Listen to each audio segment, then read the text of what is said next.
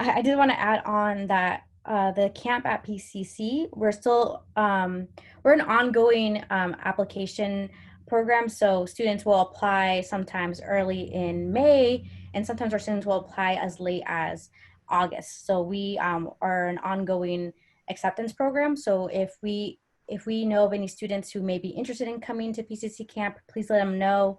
You can give them my contact number. You can direct them to our camp PCC homepage and contact our recruiter Gonzalo.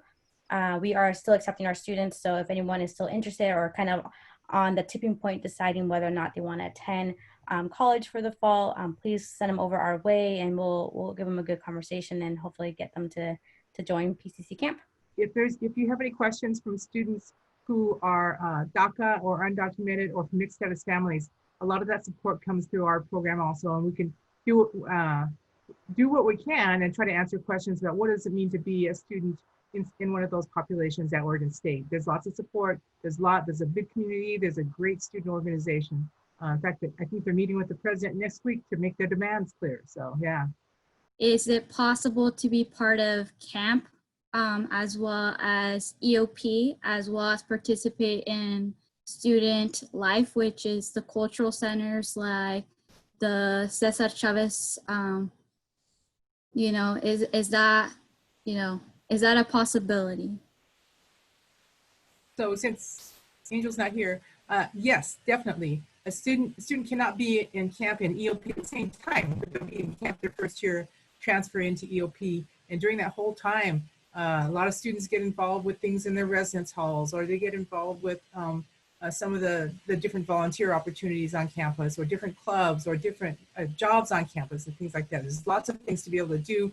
And part of the work that academic counselors do is help the students sort out what is it that's most important? What are the things I really want to go after and be involved with? So you mentioned Greek life, and I'm curious, now with the Greek life, is that just a multicultural Greek like fraternities and sororities, or are you talking about like the overall, like just the overall Greek life, which is the traditional Greek life is what I'm asking? Yeah, that's a great question. So the main ties to any sort of Greek chapters would be particularly from the cultural resource centers, for example, the Centro, and them working more directly with multicultural chapters, fraternities and sororities in like UGC and stuff like that, and not so much the traditional fraternity and sorority chapters that operate through the Office of Fraternity and Sorority Life. So there is a separate office outside of student experiences and engagement. The setup doesn't really make a whole lot of sense, and so I do apologize that it can be kind of confusing. I still don't fully understand it myself. I'm still kind of new to OSU as well. I started here in October, so I'm learning along the way as well. But yeah, most of our ties would be more to the multicultural affiliated chapters, and particularly through the cultural resource centers, though, offering events in partnership with those organizations. Whereas in my office in community engagement and leadership, we don't really have any direct ties. The most we might do would be we'll help any organization on campus, whether they're Greek affiliated, a student organization, or any other group of students who maybe want to just get more engaged in the local community, find those opportunities and those pathways to do so, especially if it involves setting up a connection with like a local nonprofit to maybe get more involved in a community service project that they're doing. If a group of students has that desire, that's really our purpose, is to be that bridge and facilitate that connection.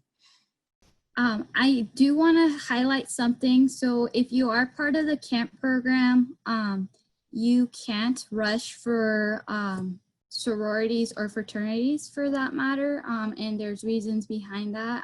They want to make sure our academics are at a certain GPA. That is a requirement, and you sign a contract.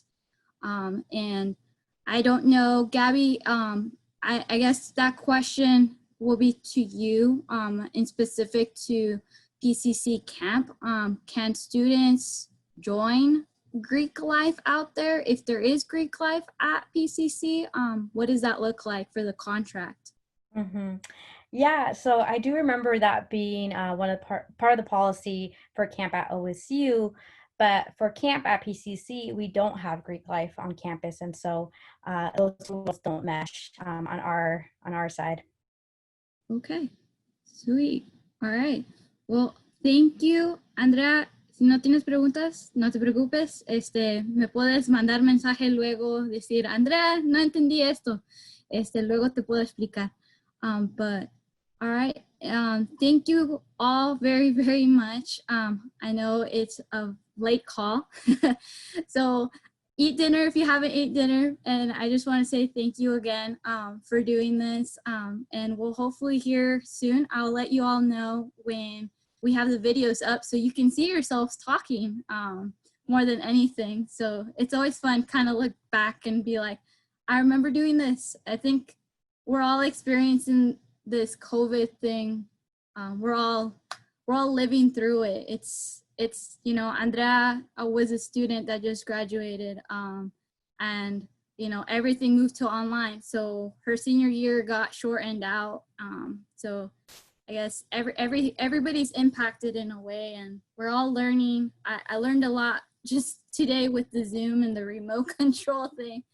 Jose taught me something new, so hopefully I can go on and show this to other people that may need this. So thank you all for being patient with me more than anything. So thank you.